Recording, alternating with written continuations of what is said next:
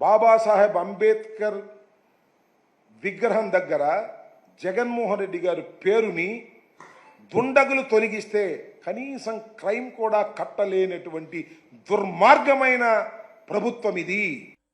ఓడిపోయిన తర్వాత బుద్ధిగా బుర్ర పట్ట మనిషి వేరంబాబు, నువ్వు బుర్రా బుద్ధి ఉండక్కర్లా మాట్లాడే ముందు.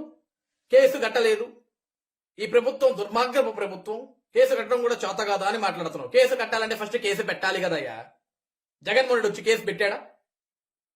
ఆ స్థానిక పోలీస్ స్టేషన్కి వెళ్ళి సిఐ గారు ఎస్ఐ గారిని కలిసి ఏమండి సిఐ గారు, ఏమండి ఎస్ఐ గారు, డాక్టర్ బాబాసాహెబ్ అంబేద్కర్ గారి విగ్రహం దగ్గర వైఎస్ జగన్మోహన్ రెడ్డిని నాది ఒక పెద్ద పేరు ఉండాలి, ఆ పేరుని కొంతమంది దుండగులు అర్ధరాత్రి వెళ్లి లైట్లు ఆపేసి మరీ నా పేరును తొలగించేశారు, కాబట్టి ఆ దుండగులు ఎవరో వెంటనే మీరు పట్టుకుని వాళ్ళని శిక్షించాలి అని చెప్పేసి కనీసం ఒక కంప్లైంట్ రాశాడా?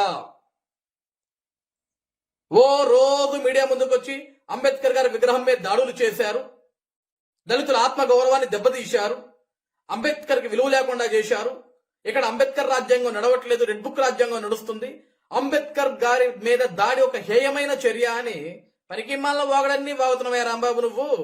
నిజంగా అంబేద్కర్ గారి మీద దాడి జరిగితే ఢిల్లీ దాకా పోయి ధర్నా చేసిన జగన్మోహన్ రెడ్డి అంబేద్కర్ గారి విగ్రహం దగ్గరికి ఎందుకు రాలేదు, అక్కడ కూర్చొని ఎందుకు ధర్నా చేయలేదు?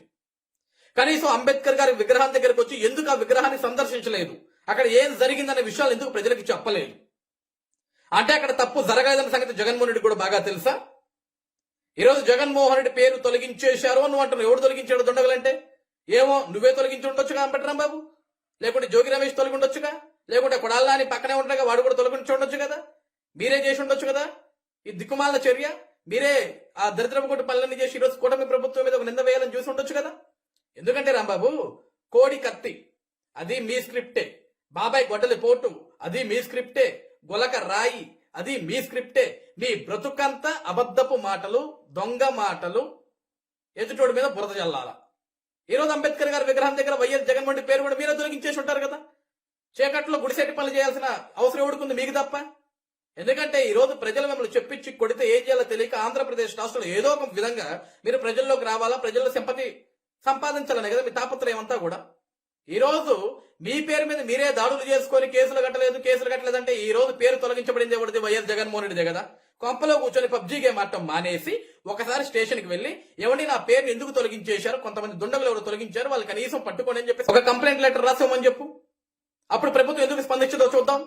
అంతేగాని అసలు కంప్లైంట్ లెటర్ ఇవ్వకుండా మీ నాయకుడు మాట్లాడకుండా కనీసం జగన్మోహన్ అక్కడికి వచ్చి సందర్శించకుండా దాడి జరిగిపోయింది, కేసులు కట్టట్లేదు, కేసులు పెట్టట్లేదు, ఇది దుర్మార్గపు ప్రభుత్వం అంటే జనం చెప్పించి కొడతారు. సిగ్గులేని మాటలు మాడమాకు. ఇప్పటికే చాలా ఎక్కువ మాడుతున్నావు, పోయి ఇంట్లో పడుకో.